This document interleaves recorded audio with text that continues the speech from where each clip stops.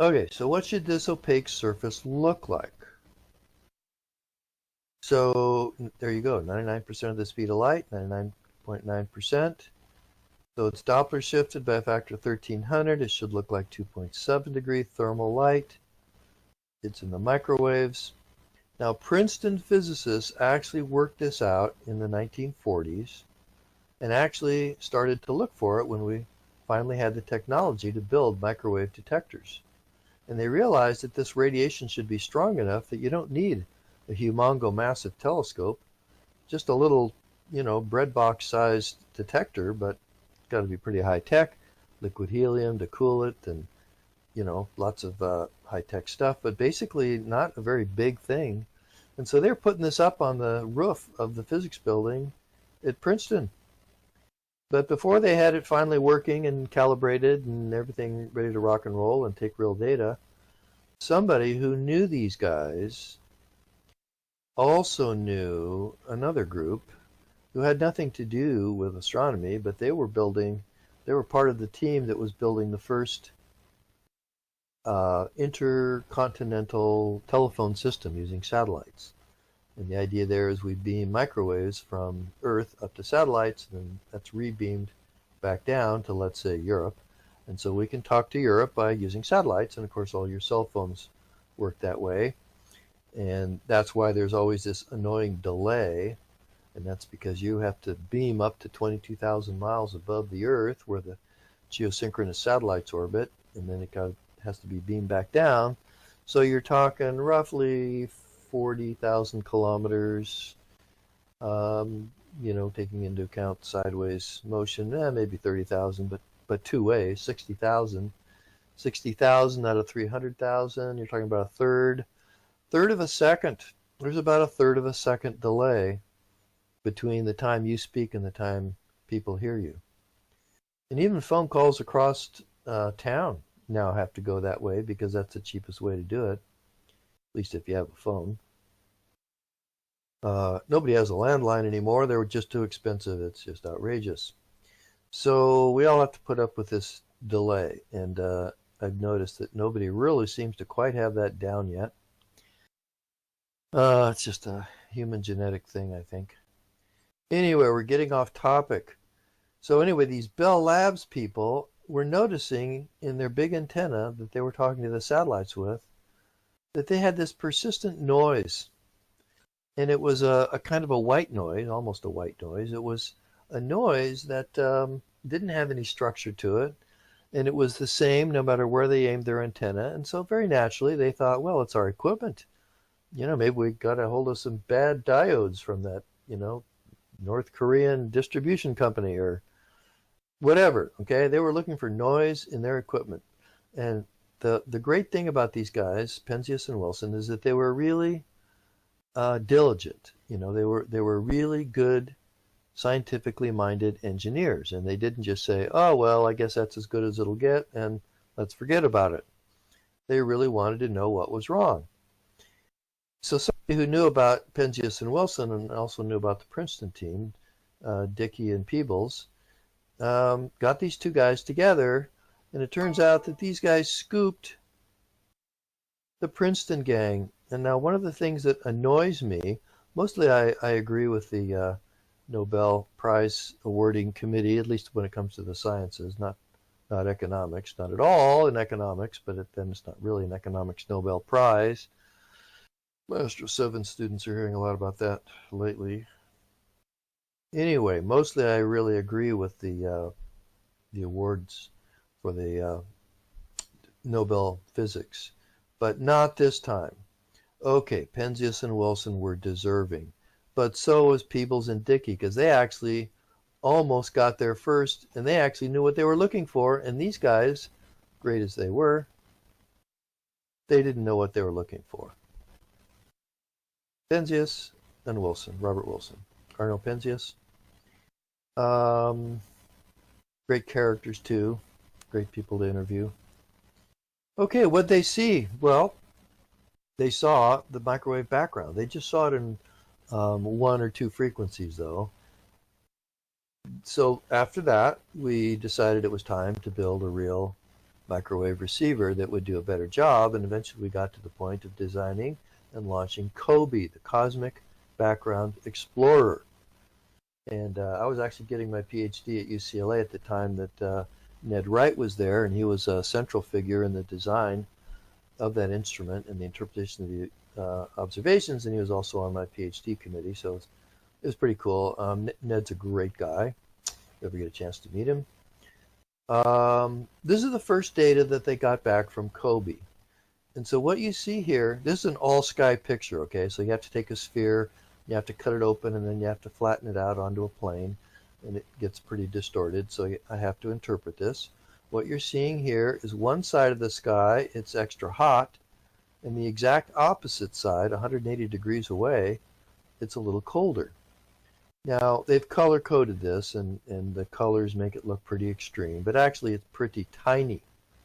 It's extremely tiny, but not quite as tiny as they were expecting, or at least some people were expecting. Remember, this is back in the mid-1960s, and we had not yet seen the great data from Vera Rubin and her gang, and really confirming what this crazy Fritz Zwicky had first discovered, and that is dark matter. So dark matter was still controversial at that time. But what was noticed is that the simplest interpretation of this pattern is that we here on Earth are moving relative to the cosmic background, relative to the entire universe that is around us. We are moving relative to that. And we're moving in this direction so that these photons are a little bit redshifted, and we're moving away from this direction, and so these photons are a little bit blue shifted. Excuse me. These guys, okay, we're gotta remember how they decided to really color code this, because there's two ways to interpret red and blue. I think I'm interpreting it backwards. So let's say this side's red shifted, this side's blue shifted. Okay, it doesn't really matter which direction, because there's no stars here, so you don't really know. But there is one thing you should notice here, and that is these blobs. And these blobs are all along the flat line, and the flat line is oriented along the equator of the galaxy. And basically, these little blobs are interstellar clouds along the galactic equator, the plane of the galaxy that we live in. They're cold too, after all. Star formation best happens when it's really cold. 30 degrees Kelvin still has a pretty significant emission at 3 degrees Kelvin. So these are just interstellar clouds. These are cold interstellar giant molecular clouds.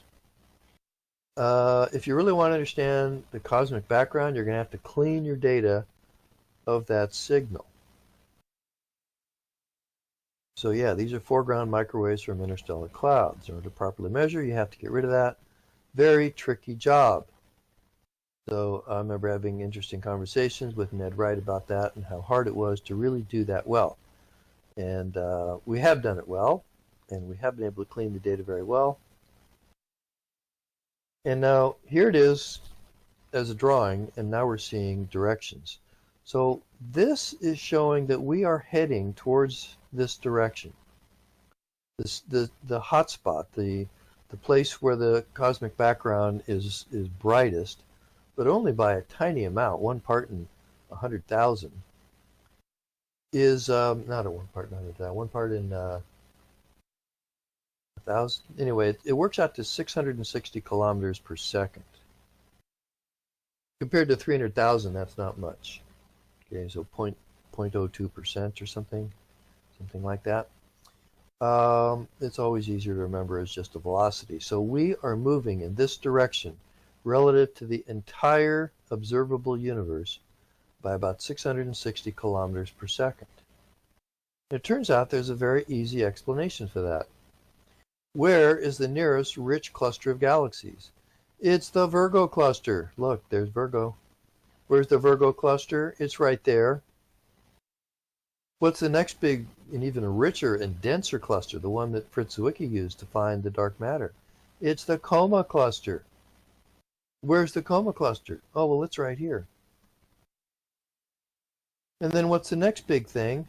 Well, the next one took a little bit of sleuthing to do. Actually, Sandy Faber up at UCSC was central in that investigation, and that came to be called the Great Attractor. And it is a large concentration, another giant galaxy cluster, but it's not so easy to see because it's behind the dust in the Milky Way. So it was really only found with a lot of extra work. But that's down here in Centaurus. And if you add all these up and throw in the Leo cluster, and there's the Leo group is up here as well, and the Ursa Major cluster, and kind of average together all the lumps that are going to be pulling on us, there's really a strong excess in this direction. On the opposite side of the sky, there really isn't much. So we just happen to live in an area where there's a giant super clusters of galaxies, and they're all on one side of us. They're all in this direction. And so we've been yanked by gravity to this direction. And we've been yanked up, slowly accelerated, foot on the accelerator, for 13 billion years, enough to pull us up to a velocity of 660 kilometers per second, in excess of what you'd expect in just a motionless local universe. Now, the interesting thing about that number is way too big to account for by the visible stars in the galaxies that define all of these clusters. What I'm telling you is that velocity is so big because it's telling us even dark matter is lumpy on scales this big. Now we're going to begin to see that again when we look at the cosmic background again. But anyway, here's independent evidence just looking at galaxies themselves from the Great Attractor that dark matter dominates on even bigger scales than individual galaxies or individual galaxy clusters. So I use the term the observable universe. So what the heck's the observable universe? We have to make a distinction between the universe and the observable universe. If there is something that is moving faster than the speed of light away from you, there's no hope for you to see it. The light can't get to you. So the observable universe is that part of the universe that is moving away from us by the Hubble expansion, but it is moving away from us slower than the speed of light, and therefore the light has had a chance to get to us since the beginning. So there is an edge to the observable universe, but that is an edge or a horizon, probably a better way to use the word. But it's an edge not in space, but an edge in time. And every different galaxy has their own observable universe. So we don't all share the same observable universe because we're all in different places. Think of it as a sphere that surrounds us. And that sphere is going in a direction that is expanding, and it turns out actually enclosing more and more matter as we go on. That's a whole separate story. We won't come to that till later. Maybe not till our next class. Okay, so here's another way to think about it. Here's my little thought experiment. Now forget about the fact there's no air in space, and so like the tagline in the movie Alien, in space nobody can hear you scream. We're going to imagine that in space people can hear you scream, or in this case can hear firecrackers go off. So we're going to construct this moment. Let's imagine the entire universe is filled with firecrackers. Now we don't need a firecracker every square millimeter, just a firecracker every, whatever you want. Whatever density you want. But the thing is, we're going to set them all off at the same moment in cosmic time. So we're going to set them all off at once. What are you going to hear? Are you going to hear one ginormous ear-splitting bang? Or will you hear a continuous roar? Well, anybody who's been in Yosemite Valley during a thunderstorm, is kind of the most dramatic place I can think of it, knows that what you would hear is a continuous roar. So there is one instant when the lightning goes off, but as that lightning, as that crack of sound reverberates off of different mountains and different valley walls, it takes different pathways to get to you, and it eventually, it could take 10, 20 seconds before the last bit gets to you because sound travels rather slowly. So you'd hear a continuous roar. and it would never end. There's always going to be some place that is experiencing the Big Bang right now. So when we look out at the cosmic background radiation, we're looking back in time to 300,000 years after the Big Bang, and we're seeing the first emergence of the light that was part of the energy of the Big Bang itself. So again, you may say, well, gee, that sounds like stuff going away from us. There is stuff going away faster than the speed of light, but you said that was the ultimate speed limit. Yeah, so now this may sound like a kind of a lawyerly beg off on the ultimate speed limit law as first discovered by Einstein, but it's actually not. I know it sounds kind of weaselly, but it's actually perfectly true, and that is that space itself does not have that speed limit. It's only matter moving apart from matter in that space that has that speed limit. So space itself should be thought of as what is moving, and it's carrying the galaxies with it. So space is expanding. And so what's really a better way to think about this cosmic redshift is not so much that the galaxies are moving away from us, although they are, but what's better to think about is that space is expanding, and the photons are tied to the space. And just like a rubber band tied to an invisible medium, if it's a sticky medium and the rubber band is stuck to it, as the space expands, the rubber band is going to get stretched. And think of the little waves of light on that, in that medium, in that space, they're going to get stretched too. And they get stretched and their wavelength gets longer. And so what we're really seeing is a cosmological redshift, but it's kind of indistinguishable from a Doppler shift. And we already did the Doppler effect, so I thought I'd try and appeal to your intuition in that way first, but then this way is probably a little more accurate. Space is expanding, stretching the photons with it. All right, so the discovery of the cosmic background showed that the Big Bang really did, well, we can get within 1/10 of 1% of the way back to the beginning and see observational confirmation of this expansion.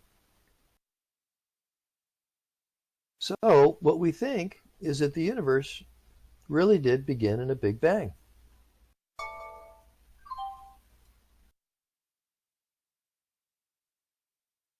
But do we have better evidence that can go back even further? And yeah, we do. We can go back to a time only 1 to 3 minutes after the Big Bang. And then the temperature is only, well, I mean only, it's like much hotter. It's millions of degrees, and that's hot enough for nuclear fusion. So you'd have expected that some of the hydrogen would be cooked into helium. Now, by the time there was enough helium around, the density was already too low, though, for helium to fuse. Remember what stars needed to do in order to fuse helium into carbon. They needed both a very, very hot temperature, 10 times hotter than hydrogen fusion. They needed temperatures of 180 billion degrees. 180 million degrees. But they also needed extremely high density to get those helium collisions to happen frequently enough that you could get 3 of them to combine before the 2 that combined fell apart. And 3 heliums is a carbon. And so when you do the actual calculations using Monte Carlo simulations and the interaction rates that you'd expect from the nuclear cross sections, you find out that the universe itself should not have cooked any carbon or oxygen or really anything else. A little tiny bit of lithium-9, 1 part per 10 billion of lithium-7 and beryllium-9. But basically all you get out of the Big Bang is hydrogen and helium. So we can test that. We can look at the abundances of the elements in the oldest stars, the stars that formed right after the Big Bang. Well, we know where to find those stars. They're right here in our own galaxy. The globular clusters in our own galaxy, we've age dated them, thanks to the HR diagram, to be 12 to 13 billion years old. They were born roughly 1 billion years or even less after the Big Bang. And what are those stars? Well, we already told you what they are. They're POP2 stars. You should remember that. Hint, hint. Okay? You should remember that. Globular clusters are dominated by population 2 stars that have only hydrogen and helium. They are the oldest stars in our galaxy. Just in case somebody asks you on a quiz or something, okay? Okay, so the test is successful. Indeed, the earliest stars are made out of the stuff that came out of the Big Bang, according to very well verified, very confident nuclear physics calculations. So you can do those calculations and you can actually go to one step further and ask, well, what was the density of the universe at the time that that happened to create the amount of helium? And there's another species that's very sensitive to all this, and that is deuterium. So two protons will smash together and form a helium-2, which will immediately turn into deuterium, or heavy hydrogen, by a weak force decay. And so both of these are sensitive detectors of the actual density of the universe. And it turns out the actual density of the universe best fits the data right about there, at about 0.04. 0.04 of what we call the closure density, so I'm going to get to that in a minute. But so now we're going a little bit beyond, and we're saying, well, not only does it look like we had a Big Bang origin, but we know the density of matter in the Big Bang. And it's showing that the density of ordinary matter, all the matter you think of when you think of matter, not talking about the dark matter, talking about ordinary matter, all the 92 chemical elements, is only 4% of the matter and energy of the universe if the universe has the closure density. So I haven't told you what that means yet, but I'll tell you right now that physicists have always had a strong confidence, or be willing to bet that the universe really is at so-called closure density, because we know how to make a universe that has closure density. We don't know how to make a universe that is far from closure density, which would be required if that's all the matter there really is.